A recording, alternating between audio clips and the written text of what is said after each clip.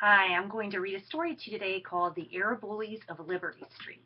What I want you to do is put the visualizing sheet that I gave you on the right-hand side, and as I read this book, I would like for you to either draw pictures of what you see or bullet words, okay? Once there was a street called Liberty Street, and Liberty Street was lined with white houses that were so much alike it was difficult to tell one from another. This was just the way fat General Pinch and his skinny wife liked it. The Pinches spied on the neighbors all day long. They had nothing better to do. They hated anything that looked like fun. They got upset when Joy hung upside down from a maple tree. They got angry when Katie crept around like a tiger. They got furious when Jack spun around until he felt dizzy. And whenever the Pinches got upset, or angry, or furious, the general would grab his bullhorn and shout, "I'll call in the army!" And the fun would have to stop right then and there. When summer came, the Pinches ordered the children to stay inside. The kids were miserable, so were their parents, but what would they do? Everyone was terrified of the general and his army, and orders were orders. The children had to stay inside.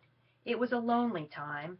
General and Mrs. Pinch smiled nasty smiles and stood proudly at their windows, keeping a sharp lookout for fresh trouble, tulips growing, robins building nests, that kind of thing. And whenever the Pinches saw anything they didn't like, the general would haul out his bullhorn. "I'll call in the army," he'd holler. Liberty Street was certainly clean and quiet. You had to give the Pinches credit for that. But you never heard any music or laughter there, or saw any toys or happy children.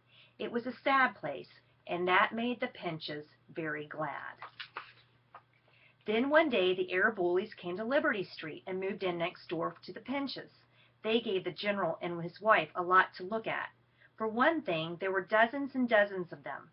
Children and moms and dads and aunts and uncles and grandparents and great-grandparents and great-great-great-grandparents. For another, the Araboolies had pets. They had anteaters and porcupines, elephants, walruses, sloths. They even had a walk and a wild barumpus. Mrs. Pinch sucked in both cheeks and said, "Disgusting," she hissed. "I'll call in the army," boomed the general.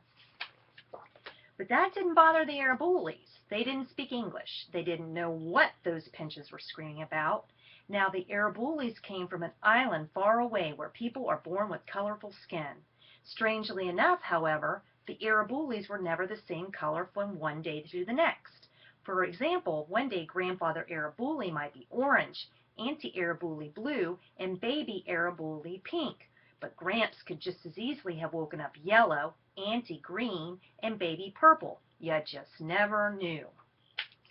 At night, the Araboolies glowed in the dark. "Revolting!" squawked Mrs. Pinch, stomping her feet. "I'll call in the army," bellowed the general. The first improvement the Araboolies made to their home was to paint it with red and white zigzags. They decorated it with flashing colored lights and hung toys from the trees. They even drew jungle scenes on the sidewalks and poured sand on the grass and made sand creatures. The Araboolies weren't the neatest people in the world, truth to tell, but they sure knew how to have fun. They put their furniture all over the yard and lived outside. They played outside, ate outside, watched TV outside. They even slept outside, all cuddled up like puppies in the biggest bed you ever saw in your life, and they snored like crazy. Their animals lived inside, in the shower, in the sink, under the stairs, and in the chimney. They ran all over the place. What a racket they made. "No noise!" screeched Mrs. Pinch, shaking her bony fist in the air, and you can guess what the general hollered. But no matter how much the Pinches screamed, the Araboolies didn't pay any attention. They were having too much fun. General and Mrs. Pinch were miserable. All this happiness was making them sick. Things were out of control. Why, before they knew it, all the children of Liberty Street were outside playing Bullaloo ball. "This has got to stop!" shrieked Mrs. Pinch, her eyes popping out of her head. Just then Joy clobbered the Bullaloo ball. It went up and up and up until, oh no, it crashed through the Pinch's window and smashed into the general's stomach. Pow! And knocked him flat. "Ouch!" roared the general. The Pinches were out in a flash. "This means war!" wailed Mrs. Pinch. "I'll call in the army!" cried the general. "Come in, Army! Attack Liberty Street at dawn." Then the Pinches stormed home and slammed the door, but not before their cat Naomi had escaped and gone. They didn't want to live there any more, and they went to live at the Araboolies' house. The Araboolies smiled and shrugged, but the rest of Liberty Street was in a panic.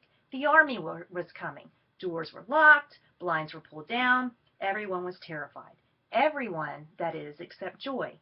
"Those mean old Pinches," she thought. "When their army comes, they'll take away the Araboolies. Well, I'm not going to let them."